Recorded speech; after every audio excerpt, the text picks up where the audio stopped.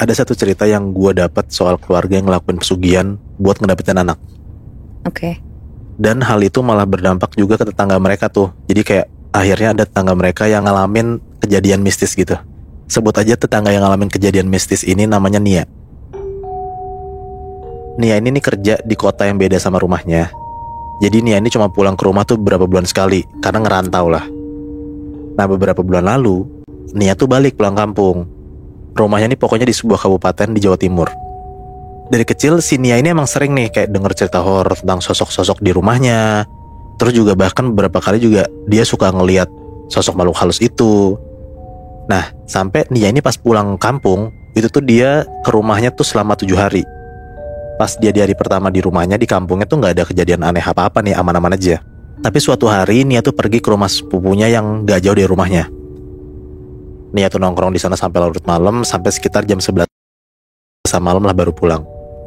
Karena jarak antara rumah si Nia sama rumah sepupunya ini deket, akhirnya dia pulang jalan kaki.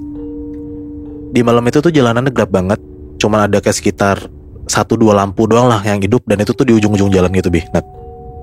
Di sekitar jalanan itu ada beberapa pohon, dan pas Nia hampir sampai rumahnya, dia tuh ngeliat ada pohon yang gak terlalu tinggi di sebelah kirinya, dari jarak sekitar 30 meteran lah. Nia tuh ngeliat Nat, ada sosok kayak cowok gitu lagi jongkok di bawah pohon itu. Oh. Pas dia perhatiin, ternyata sosok itu tuh tangan dan jarinya panjang banget, kakinya juga panjang, badannya kurus, kepalanya botak. Serem. Nah dia tuh kaget banget di situ, dan dia tuh jadi kayak mau coba mastiin yang gue liat ini bener apa enggak.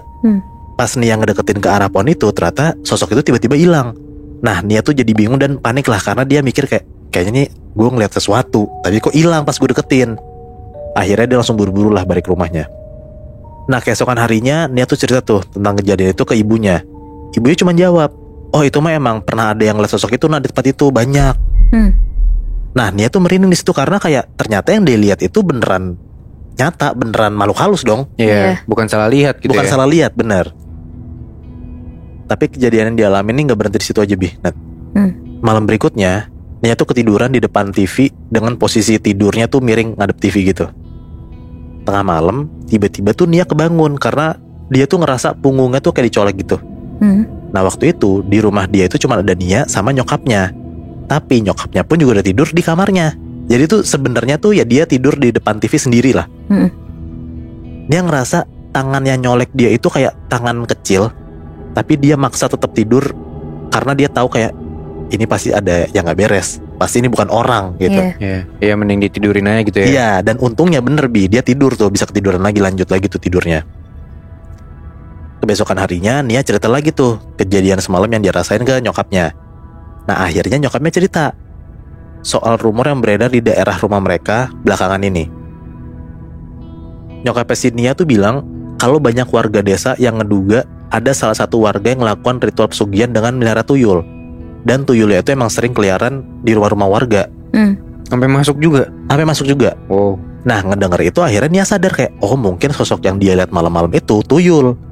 Dan bisa jadi sosok yang nyolek dia itu ya tuyul juga kan. Karena tangannya kan kecil gitu. Males banget. Nah diduga ternyata katanya ada salah satu tetangga Nia ini tuh emang ngelakuin pesugihan dengan melihara tuyul. Tapi selain itu ada hal yang bikin gila lagi Nat. Sebut aja tetangga si Nia ini cowok muda ya, masih muda, namanya Dito.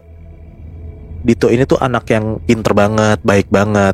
Nah tapi kasiannya dia tuh hidup cuma berdua sama nyokapnya, janda, dan mereka berdua tuh kayak keluarga tuh miskin gitu lah. Oke. Kehidupan mereka yang sulit banget itu ngebuat Dito sering banget iri kalau ngeliat teman-temannya pada kayak ngasih uang, kayak hidup dalam kemewahan gitu loh. Nah sampai suatu hari pas dia lagi ke hutan dekat desanya dia ya, Dito tuh ketemu sama seorang perempuan tua gitulah yang nyebut dirinya namanya tuh Mbah Roro. Oke. Nah Mbah Roro yang ketemu sama Dito ini tiba-tiba nawarin bantuan ke Dito dan ibunya. Mbah Roro nih bilang, tiba-tiba aja ya, keluargamu ngelakuin ritual pesugihan aja, saya bisa bantu, kalian gak akan hidup miskin lagi. Oh. Nah walaupun ragu, tapi godaan kemewahan yang ditawarin sama Mbah Roro ke Dito itu ngebuat Dito ngerasa kayak, oh ya udah mending gue ikut pesugihan, biar gue sama orang tua gue sama nyokap gue nih kaya raya gitu. Mbak Roro akhirnya ngasih lah kayak sebuah mantra yang harus diucapin di depan gua tersembunyi gitu di dalam hutan pada malam tertentu. Nah pada malam tertentu ini, yang malam yang udah ditentuin sama Mbak Roro, itu tuh nyusurin lah tuh hutan itu menuju gua yang gelap banget, yang udah dikasih tahu nih sama Mbak Roro di mana letaknya. Pas sudah masuk gua itu, dia tuh langsung lah ngucapin mantra-mantra yang dikasih sama Mbak Roro. Gak lama dari situ Nat, dia tuh ngerasa kayak ada kehadiran sesuatu yang ganjil gitu lah. Dia tuh ngerasa kayak hawanya tuh jadi panas banget tiba-tiba. Dan dia tuh ngeliat kayak di sekeliling dia tuh kayak banyak banget sosok hitam. Bentukan tuh macem-macem. Pokoknya dia liat tuh kayak hitam banyak banget gitu lah. Karena dia panik, kan dia udah baca mantranya kan. Buru-buru dia langsung lah cabut ke rumahnya. Paginya pas Dito sama ibunya bangun, hidup mereka tuh bener-bener berubah drastis banget. Rumah mereka tiba-tiba banyak banget barang mewah, harta mereka bertambah, dan mereka tuh hidup dalam kemakmuran yang mereka tuh belum pernah ngerasain sebelumnya. Karena kejadian itu, akhirnya Dito jadi digosipin lah sama warga desanya karena anak ini berhasil ngelakuin pesugihan dan ngedapetin kekayaan dalam waktu yang singkat. Karena ya semua orang desa itu tahu Dito sama ibu itu tinggal berdua doang dan miskin. Ngeliat kayak gitu ya pasti mereka ngerasa ya ini mah pesugihan gitu kan. Tapi ternyata kekayaan itu tuh harus dibayar dengan harga yang mahal banget. Jadi kata Mbah Roro, ibunya si Dito sebut aja namanya Ria ya. Karena Ria ini seorang janda, dan kalau mau terus-terusan kaya dan harta itu gak hilang, Ria itu katanya harus bersetubuh sama sosok siluman, biar pesugihannya ini gak memakan tumbal. Nah sosok silumannya ini siluman ular. Pas dengar omongan itu sebenarnya Dito tuh gak berani ngomong sama ibunya. Dia tuh takut, dia deg-degan, tapi ya dia mikir ya gue butuh uang, keluarga gue juga butuh uang. Tetap ngelakuin lah dia kan, makanya dia bisa kaya nih. Tapi nyokapnya gak tahu kalau dia tuh harus bersetubuh sama ular.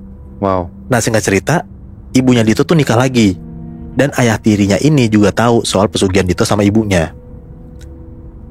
Ada di satu malam, Ria, ibunya si Dito ini mimpi pas lagi tidur ya. Ria tuh mimpi lagi bersetubuh sama suaminya, tapi di mimpinya itu suaminya tuh ganteng banget Nat. Pas si Ria ini lagi mimpi, pas udah mau klimaks lah di mimpi ini sama suaminya, tiba-tiba sosok suaminya ini berubah jadi sosok ular. Nah si sosok ular ini bilang di mimpi itu ya, ini akan jadi anakku. Nah pas si sosok ini ngomong kayak gitu, Ria langsung ngebangun. Langsung lah dia cerita ke suaminya. Akhirnya mereka tuh decide buat malam itu langsung ke Mbah Roro. Nah pas ketemu Mbah Roro di malam itu, Mbah Roro bilang kalau ini sebenarnya emang syaratnya. Ya akhirnya si nyokapnya Dito ini, si Ria ini baru tahu kan kalau ternyata syaratnya harus kayak gitu. Harus bersetubuh dalam tanda kutip sama siluman. Yaudah tuh mereka ngejalanin aja hidupnya sampai akhirnya singkat cerita, ada waktu dimana Ria itu hamil sekitar udah 5 bulanan. Dan di situ tuh udah mulai kayak makin ada keanehan gitu Nat. Setiap kali Ria tidur, dia tuh selalu datengin ular gede banget. Tapi sebelum ular gede itu datang, Ria tuh dikelilingin sama kayak ular-ular kecil gitu. Nah terus ada momen juga ular gede itu tuh keluar dari persembunyiannya dia, kayak mau makan Ria, sampai Ria tuh jatuh gitu. Nah pas mulut ularnya itu udah di depan muka Ria, tiba-tiba Ria kebangun dan dia tuh keringet dingin. Itu tuh selalu terjadi setiap hari, setiap malam waktu pas Ria tidur. Waduh. Nah ada lagi nih tentang si ular-ular ini nih. Ada momen lain di mimpi Ria, dia tuh didatengin dan dikejar-kejar sama ular sampai Ria tuh berhenti di pohon gede. Pas si Ria tuh lagi berhenti di pohon gede, dia tuh ngeliat ada ular kobra dari bawah kakinya muncul, kayak mau ngikat kakinya. Terus dari atasnya dia tuh ngeliat kayak ada ular piton melingkar gede banget gitu. Nah mimpi ular yang dialamin sama Ria itu tuh selalu ada dari anaknya masih dalam kandungan sampai lahir. Dan pas anaknya udah lahir, ternyata Nat, bentukan kepala anaknya ini mirip ular kobra. Anjir. Lu bayangkan bentuk ular kobra kepala kayak gimana, yang kayak ngelebar gitu. Kayak gitu bentuk kepala anaknya. Gila. Nah itu ternyata bayaran yang harus dibayar sama keluarga Dito karena dia udah ngelakuin ritual pesugihan. Gila. Tapi yang gue bingung si suami baru ibunya Dito ini kan dia tahu nih keluarga ini pakai pesugihan. Iya. Tapi kok dia tetap mau ya?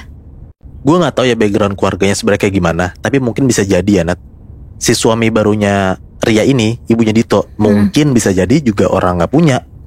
Setelah dia denger si Ria sama Dito tuh ngelakuin pesugihan dan dia ngelihat beneran harta kekayaannya sebanyak itu, mungkin akhirnya dia juga setuju gitu. Gue sangat amat penasaran sih.